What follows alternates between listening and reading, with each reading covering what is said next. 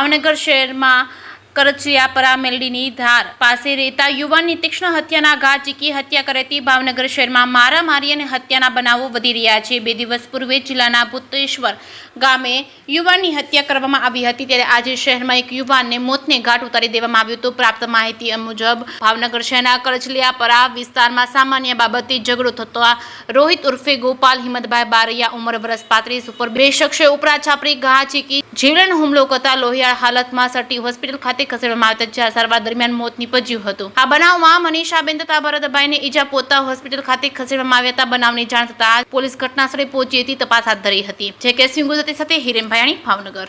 ઘટનામાં એવું કે નાની નીકળ્યો હશે કે જોતો રાતો હતો તારી પછી મેં વળતા આવ્યો ના અમે ના ઉભા હતા, મારા ભાઈના છોકરાને બધા મારી દીધા, મને આંગળીમાં છરી મારી દીધી, મારા ભાઈની છોડીને મારી દીધી છરી। 2 જણા હતા ભાઈઓ, યુવરાજ મનોજભાઈ પરમાર, ગૌતમ મનોજભાઈ પરમાર। કારણ શું? કારણ કાંઈ નહીં, અમતું જોવા બાબતમાં કોઈ વસ્તુ કાંઈ જૂની અદાવત વિનોદ કાંઈ નહીં। મરણજીનું નામ શું? રોહિત હિંમતભાઈ બારૈયા। ઘટના એક્ઝેક્ટ ક્યાં બની? હે? ઘટના કઈ જગ્યાએ બની? ઘટના હનુમાનનગરમાં। હનુમાનનગર ત્યાં ધનાનગરથી આગળ થોડુંક છે, ત્યાં પરા કરચલિયા ધનાનગર હનુમાનનગરમાં નાની પાસે।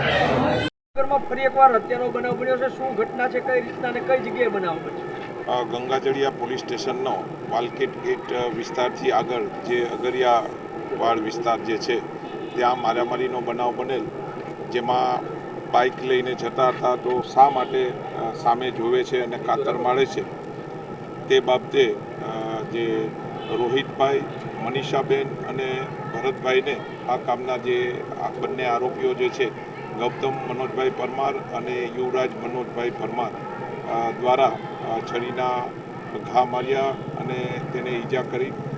આ કામે જે ભોગ બનનાર રોહિતભાઈને સટી હોસ્પિટલમાં લાવવામાં આવેલ અને સારવાર દરમિયાન તેનું મૃત્યુ થયાની પ્રાથમિક હકીકતે જાણવા મળેલ છે।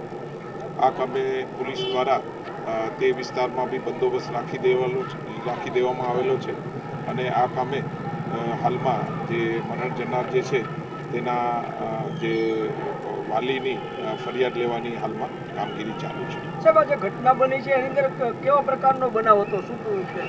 એમાં આ કામે જે છે 2 વ્હીલર બાઇક લઈને જતા હતા અને શા કારણે જોવે છે કે કાતર મારે છે એવા જે છે ના કારણથી જ એણે હુમલો કર્યો અને છરીથી ઈજા કરેલી છે।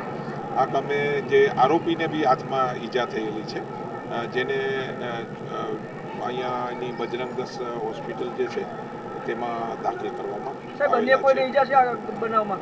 નહીં, અન્ય કોઈને, બંને પાર્ટીને ઈજા છે। એમાં જે છે રોહિતભાઈને જે ડાબા જે છે ભાગમાં, શરીરના ડાબા ભાગમાં છરીથી ઈજા છે।